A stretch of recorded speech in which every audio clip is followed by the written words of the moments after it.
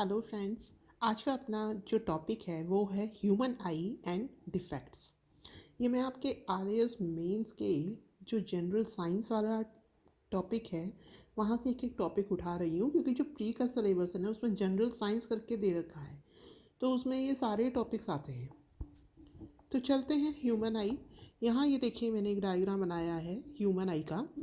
इस डायग्राम में देखिए ये जो आगे ट्रांसपेरेंट हिस्सा जो होता है हमारी आँख का, ये होता है कॉर्निया। जो लाइट होती है ना, लाइट वो यहीं से जाती है, एंटर करती है। तो ये है कॉर्निया। इसे हिंदी में भी कॉर्निया कहेंगे, इंग्लिश में भी कॉर्निया कहेंगे। फिर आगे जाते हैं, तब अंदर जो एक ब्लैक कलर का जो होल होता है उसे कहते हैं आइरिस या पुतली। पुतली अपनी फैल जाती है, सिकुड़ जाती है। कभी आपने देखा होगा कि जब आप अंधेरे में जाते हैं, कभी आप रात में जब सोने जाते हैं तो लाइट बंद करते हैं तो आपको झटके से कुछ भी दिखाई नहीं देता है। तो उस अवस्था में क्या होता है ना, जो अपनी लाइट थी वो सिकुड़ी हुई थी। ये लाइट पर डिपेंड करता है कि कितनी जाती है। अगर लाइट ज़्यादा जाएगी तो सिकुड़ी रहेगी, मतलब एक लिमिटेड मात्रा में ही तो लाइट अपनी आँख में जा सकती है ना। तो जब पर्याप्त प्रकाश होगा तब ये सिकुड़ी हुई रहेगी। जैसे ही प्रकाश का मात्रा कम हो जाएगी वैसे ही ये फैलने लगेगी। तो क्या होगा, जब आप लाइट बंद करेंगे जैसे ही रूम की रात में, वैसे ही आपको एक बार तो कुछ नहीं दिखाई देगा। थोड़ी देर बाद अगर रूम में एसी है या कुछ भी हल्का लाइट का सोर्स है, नाइट बल्ब है, तो फिर आपको धीरे धीरे नॉर्मल आप कुछ विजुअलाइज करने लगेंगे। ऐसा क्यों? क्योंकि स्टार्टिंग में जो आपकी पुतली थी वो सिकुड़ी हुई थी। ऐसा आपको सिनेमा हॉल में भी होता होगा। जैसे ही आप एंटर करेंगे कुछ नहीं दिखाई देगा, है ना। कुछ देर बाद में आप हल्का हल्का कुछ देखने लगेंगे हल्की लाइट की रोशनी में, क्योंकि तब क्या होगा, जो आपकी आइरिस है वो फैलेगी, जो पुतली है वो फैलने लगेगी। तो इसका मतलब जो पुतली है उसकी जो शेप है वो बदलती है।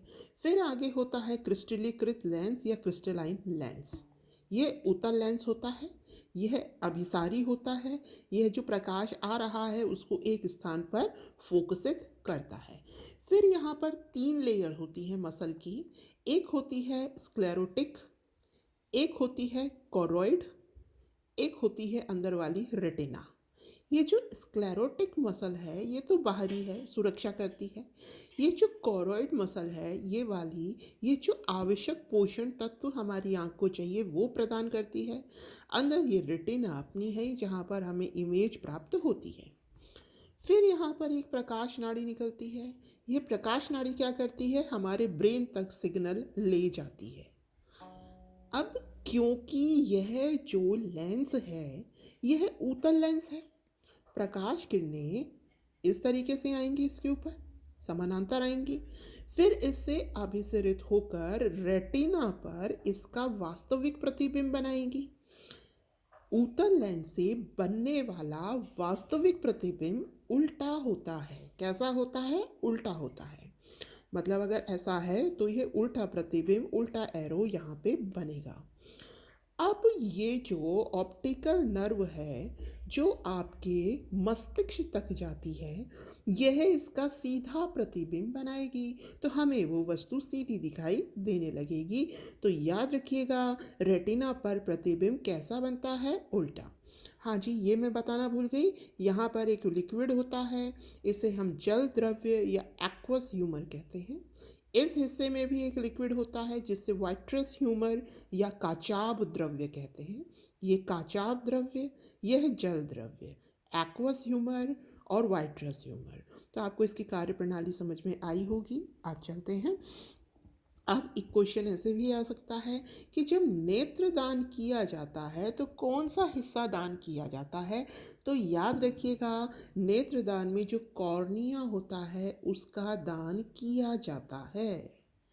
उसके अलावा जो नेत्र है वो कौन से सिद्धांत पर कार्य करती है? प्रकाश के अपवर्तन के सिद्धांत पर कार्य करती है। प्रकाश के अपवर्तन के सिद्धांत पर कार्य करती है। अब ये आपको मैंने बता ही दिया पूरा ऑप्टिकल नर्व क्या करती है, तो ये इसकी कार्यविधि हो गई। अब चलते हैं जो नेत्र के। अब देखिए, नेत्र का जो निकट बिंदु है वो 25 सेंटीमीटर है। मतलब अगर किसी की आंखें सामान्य हैं, नॉर्मल आई वाला है, तो वह निकट में 25 सेंटीमीटर की, मतलब अगर ये पेन आपकी आंखों से 25 सेंटीमीटर की दूरी पर रखा हुआ है तो इसको आप अच्छे से देख लेंगे।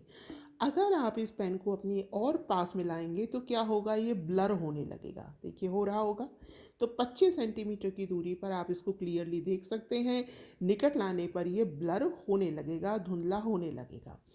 और इसका जो दूर बिंदु होता है, जो फार पॉइंट होता है सामान्य आँख का, वो होता है इनफाइनाइट। मतलब आप दूर तक की चीज़, कोई पहाड़ है, इवन जो तारे हैं, मतलब जितने भी साइज़ में वो दिखाई दे रहे हैं उतने आपको वो क्लियर दिखाई देंगे। तो सामान्य जो नेत्र है उसका निकट बिंदु होता है 25 सेंटीमीटर और उसका दूर बिंदु होता है अनंत। अब हम देखते हैं आँखों के अलग अलग डिफेक्ट्स और उसका निवारण। तो सबसे पहले है निकट दृष्टि दोष या मायोपिया। मायोपिया जो सामान्यतः क्या होता है, जो यंगस्टर्स होते हैं उनमें यही दोष पाया जाता है, जो छूटपन में चश्मा लग जाता है, आजकल तो सिलेंड्रिकल भी लग रहा है। ठीक। तो मायोपिया में क्या होता है, ये जो लेंस होता है ना, इसकी जो अभिसरण क्षमता है ये बढ़ जाती है, क्षमता बढ़ जाती है। क्षमता बढ़ जाएगी तो ये क्या करेगा भाई, इसको जल्दी पड़ी रहेगी इमेज बनाने की, ये रेटिना से पहले ही इमेज बना देगा। ठीक। एक तो कारण ये होता है कि इसकी जो क्षमता है वो बढ़ गई। दूसरा कहने का मतलब ये है कि इसमें इमेज बनेगी रेटिना से पहले। तो इसके लिए हमने एक तो ये लॉजिक लगा दिया कि ये जो लेंस है इसकी जो क्षमता है, जो पार है वो बढ़ गई। दूसरा हम ये कह सकते हैं कि ये जो गोलक है नेत्र का, इसका जो साइज़ है वो बढ़ गया, है कि नहीं, इसका साइज बढ़ गया। तो जो इमेज यहाँ बननी थी भाई वो यहीं बन गई। अब आप सोचिए इसका निवारण कैसे करेंगे। अब इसके निवारण हेतु हम उपयोग करते हैं अवतल लेंस का। किसका करते हैं, अवतल लेंस का। अवतल लेंस कैसा होता है, अपसारी फैलाता है किरणों को। अब देखिए आपने यहाँ पे अवतल लेंस लगाया, ये ऐसे इस तरीके से होता है अवतल लेंस, ये लगाया तो किरणें इससे फैली, ये फैलती हुई किरणें यहाँ मिली, उत्तल लेंस पर आई आँख वाले पर। तो इसने फैलती हुई किरणों को फिर आगे अभिसरित किया, तो अब ये देखिए थोड़ा आगे जाकर के रेटिना पर प्रतिबिंब बन जाएगा। तो निकट दृष्टि दोष में क्या होता है, पास की चीज़ तो साफ दिखती है, नाम है निकट, साफ दिखेगा पास का और दूर का नहीं दिखेगा। इसका मतलब निकट दृष्टि तो सही है 25 सेंटीमीटर वाली, लेकिन जो दूर बिंदु था जो कि अनंत था वो इसमें घट जाता है। हमें एक लिमिट तक ही दूर की चीज़ साफ दिखाई देती है, बाद में वो धुंधली दिखाई देती है। आगे चलते हैं दूर दूर दृष्टि दोष। तो नाम तो है इसका दूर दृष्टि दोष, लेकिन इसमें पास की चीज़ें दिखाई नहीं देती। इसे हाइपरमेट्रोपिया भी कहते हैं, उसको मायोपिया भी कहते हैं। तो अब इसमें क्या होगा, अब इसमें ये इसकी जो लेंस की क्षमता है ये बिगड़ जाएगी। इसमें तो ज़्यादा काम कर रहा था तो पहले ही बना दिया इसने, अब इसमें इसकी क्षमता बिगड़ गई तो ये बाद में बनाएगा, है ना। तो अब इसमें क्या हुआ, ये पास की वस्तुएं नहीं देख पाएगा।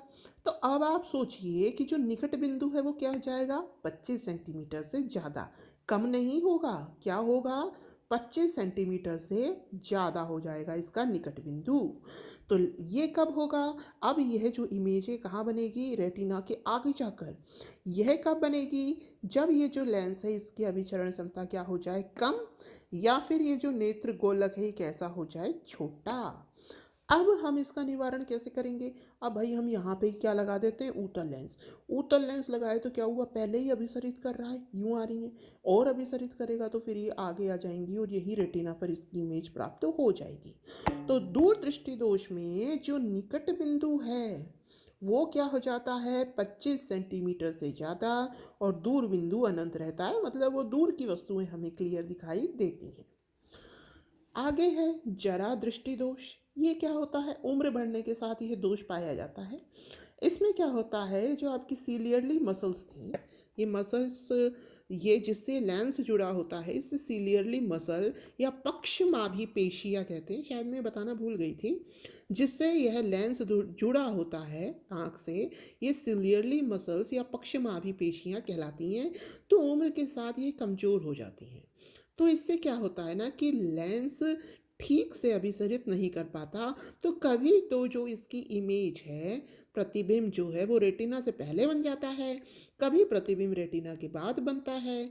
तो इसमें क्या होता है, हम जो निवारण हेतु जो लेंस काम में लेते हैं वो होता है द्विफोक्सी लेंस, क्योंकि इसमें रेटिना पर नहीं बन रहा, कभी तो आगे बन रहा है या कभी पीछे बन रहा है। आगे है दृष्टि वैषम्य, एस्टिग्मेटिज्म। इसमें क्या होता है कि जो इसमें जो सारे दोष थे, इसमें प्रकाश की किरणें किसी एक बिंदु पर फोकसित तो हो ही रही थी ना, चाहे वो आगे हो चाहे वो पीछे हो। लेकिन इसमें क्या होता है, इसमें प्रकाश की किरणें एक बिंदु पर फोकसित होती ही नहीं है। ठीक है, तो इसके लिए हम सिलेंड्रिकल लेंस यूज में रहते हैं। आजकल छोटे छोटे बच्चों के सिलेंड्रिकल लेंस लगे पड़े हैं। अच्छा, ये प्रॉब्लम होती क्यों है? यह प्रॉब्लम होती है जब कॉर्निया कॉर्निया की मोटाई जब पर्याप्त नहीं होती, उसकी मोटाई कम होती है, तो मोटाई में अंतर होने के कारण यह दोष पाया जाता है। तो दृष्टि वैषम्य के निवारण हेतु हम क्या काम में लेते हैं? हम स्फेरिकल सिलेंड्रिकल लेंसेज या गोलाकार बेलनाकार लेंस काम में लेते हैं। तो आपको ह्यूमन आई और उसके डिफेक्ट समझ में आ गए होंगे। Thank you. Have a nice day.